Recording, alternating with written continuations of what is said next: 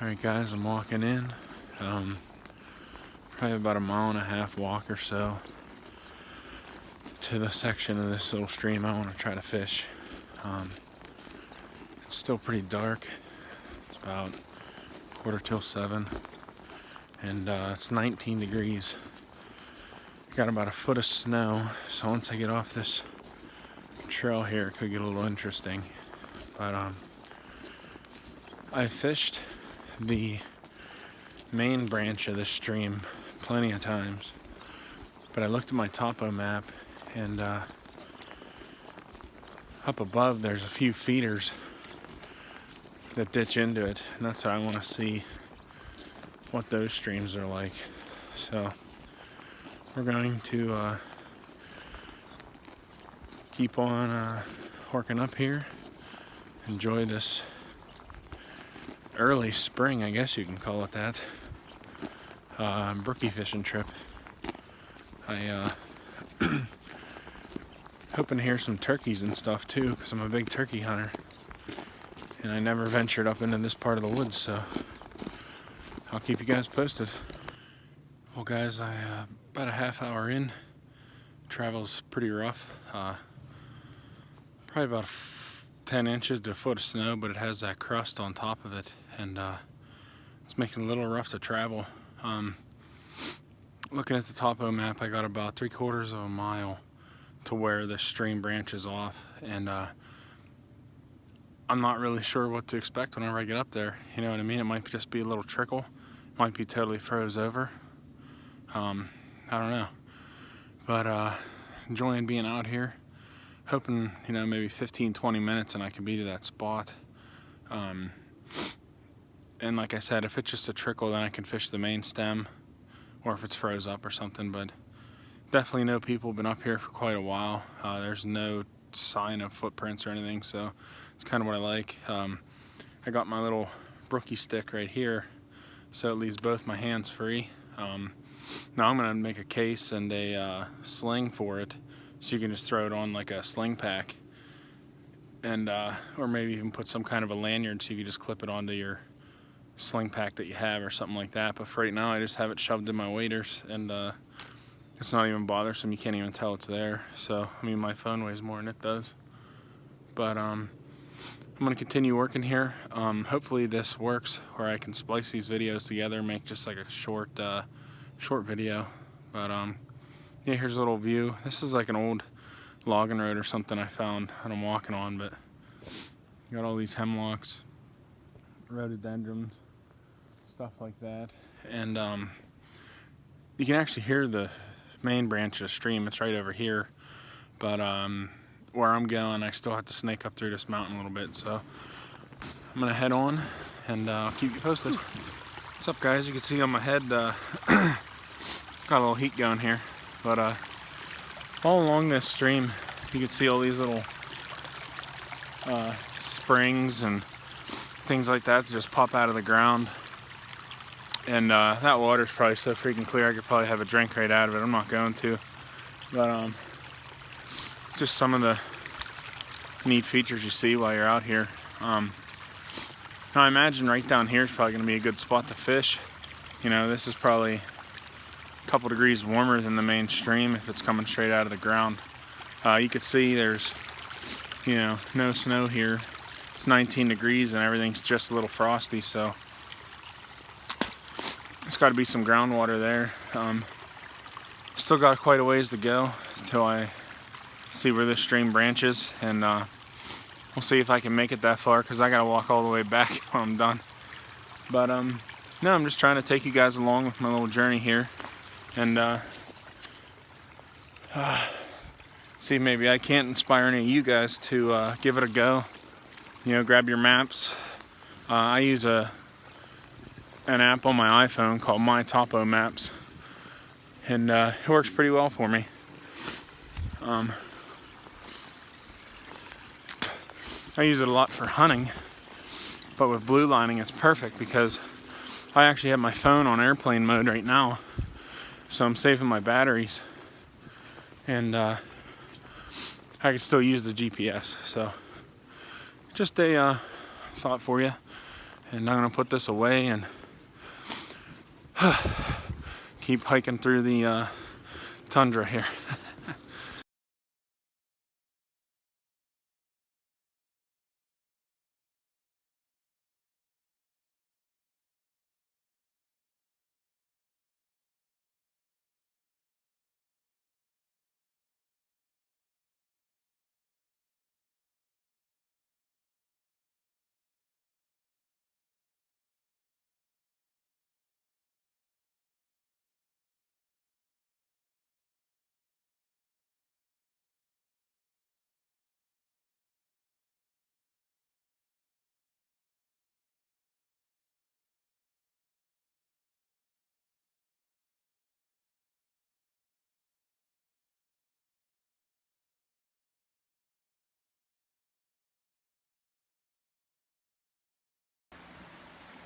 Boys, I just had an epic battle with a friggin' monster on the Brookie stick. I have no idea why this fish is up here. Let me get him.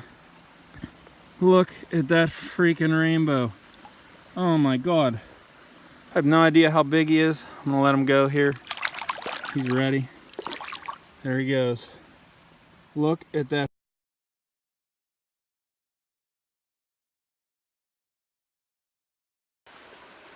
Boys and girls, sorry, boys and girls.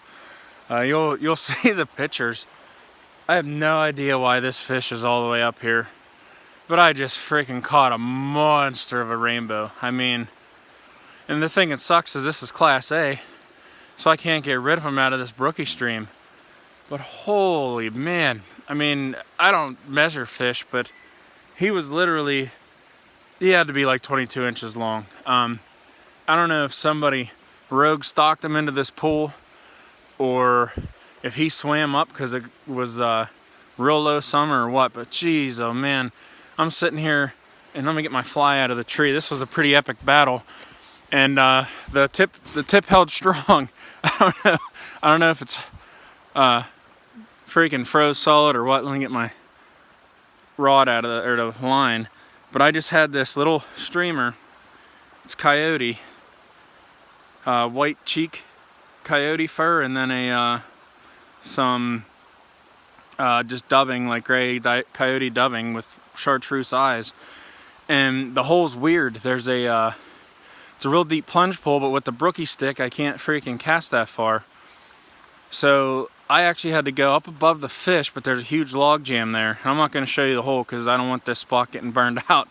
But it just freaking, I brought my streamer up through and I felt tap tap, and I'm expecting a little 6-inch, 7-inch Brookie.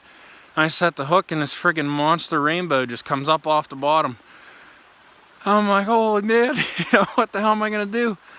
So I treaded on the freaking top of the log jam, and I just held that rod like straight up in the air.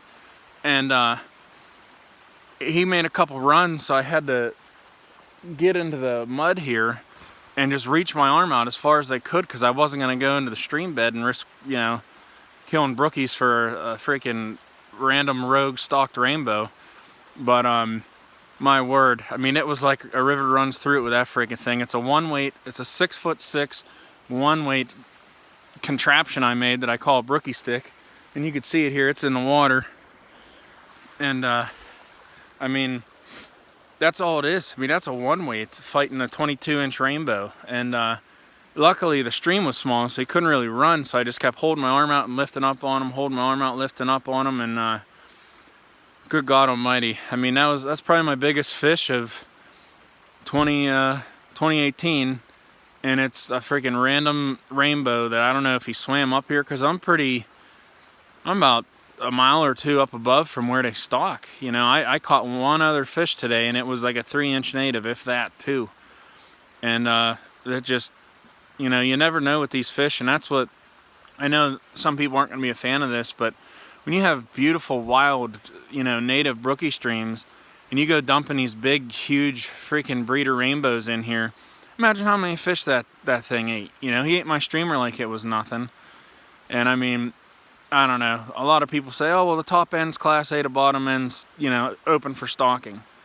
Yeah, well, guess what? Those fish move. I don't care what anybody says. Or, people will catch that fish and then bring them up in a bucket and have their own little honey hole and not even care about natives. So I don't know, a lot of people aren't gonna like what I have to say right here, but it's just, to me, it's the cold hard truth. You know, to me, that stock fish, wow, you know, there's plenty of streams you can stock. Why stock this Class A, or, you know, random stock it with that freaking thing? I mean, I love that fish. He's beautiful. He just does not belong here, you know? And, I don't know. I mean, it is what it is. I'm sure that he, you know, if he survived in here since last year, there's not a whole lot of bugs on this stream. I mean, the average brookie's 6-7 inches long. So what the hell do you think he's eating, you know? But oh well. I mean, my heart's racing. I'm still happy. I'm excited. It's Class A, so I can't kill that fish. I mean, granted, if it was, you know, regular season and it wasn't Class A, I don't keep fish, but I'd have got him the hell out of here because I don't want him eating all my brookies. But I appreciate everybody tuning in. I'm going to try to splice this video together with this app I downloaded. I hope it works. If not, I mean, I'll post them individually.